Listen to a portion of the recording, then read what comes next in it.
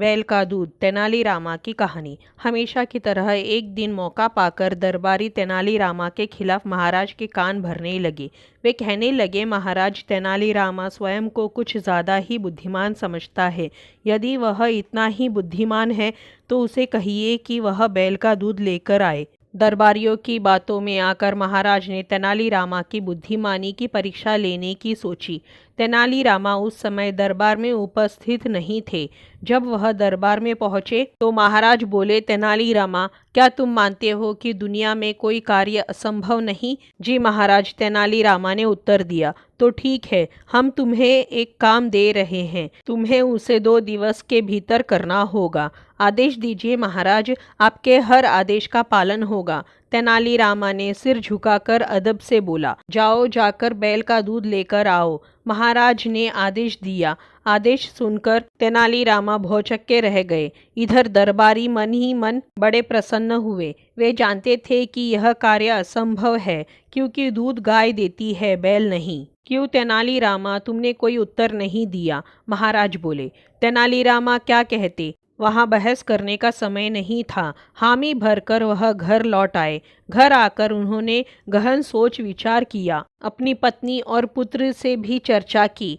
आखिरकार सबने मिलकर एक उपाय निकाल ही लिया। उस रात तेनालीरामा का पुत्र महाराज के महल के पीछे स्थित कुएं पर गया और पीट पीट कर कपड़े धोने लगा। महाराज के महल की खिड़की उस कुएं की ओर खुलती थी। जोर जोर से कपड़े पीटने की आवाज़ सुनकर उनकी नींद खुल गई। खिड़की से झांकने पर उन्हें एक लड़का कुएं पर कपड़े धोता हुआ दिखाई पड़ा। महाराज ने वहीं से चिल्लाकर उस लड़के से पूछा, बच्चे, इतनी रात गए कपड़े क्यों धो रहे हो? तेनालीरामा का पुत्र बोला, महाराज, मेरी माता घर पर नहीं है। वे कुछ महीनों से अपने मायके में हैं। उनकी अनुपस्थिति में आज मेरे पिता ने एक बच्चे को जन्म दिया।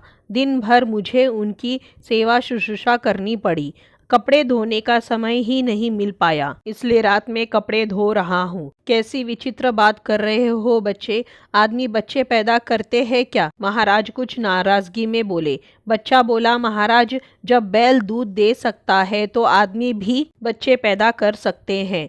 तेनालीरामा का पुत्र ने उत्तर दिया। ये सुनना था कि महाराज की नाराजगी हवा हो गई और वे पूछ बैठे, बच्चे, कौन हो तुम? महाराज, ये मेरा पुत्र है। पेड़ के पीछे छिपे तेनालीरामा ने महाराज के सामने आकर उत्तर दिया। ओहो, तो ये तुम्हारा स्वांग था? महाराज मुस्कुराते हुए बोले। गुस्ताखी माफ महाराज, और कोई रास्ता भी तो नहीं था अपनी बात समझाने का।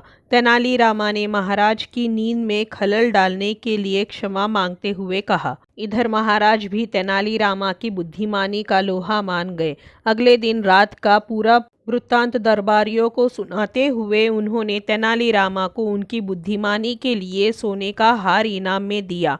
दरबारी हमेशा की तरह जल भून कर रह गए।